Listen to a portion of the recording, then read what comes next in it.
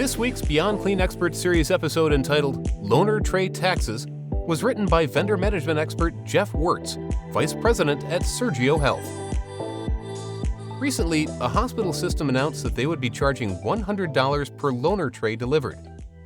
This approach certainly shines a spotlight on a complex challenge and forces a serious conversation between all parties, which I love to see. However, this policy treats a symptom, not the disease. Vendors object that they are providing this equipment at the surgeon's request and the hospital's benefit while incurring the cost in getting it to them. Not too long ago, it was standard for freight to be charged to the hospital.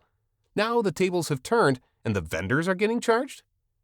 I'd speculate the unique circumstance of this hospital using off-site reprocessing services is what drove this policy. Whereas most hospitals haven't bothered taking the time to measure costs to the tray level in SPD, there's now a clear line item, and it adds up quickly. Traditionally, in response to a heavy-handed policy like this, vendors become frustrated and find somewhere else to make up the difference in their contracts, or the hospitals transition to other vendors, which can result in other downstream costs.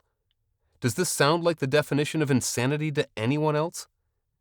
As we previously reviewed, loaned inventory has its pros and cons for vendors and hospitals, but optimizing inventory should be a mutual goal. Both stand to benefit significantly from less variation and more consistency.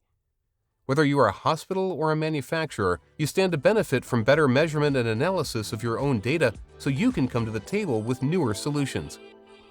I'm starting to think no one read my first article. Thanks for listening to this episode of the Beyond Clean Expert Series. For more vendor management questions and answers, you can contact Jeff at jwirtz@sergio.com.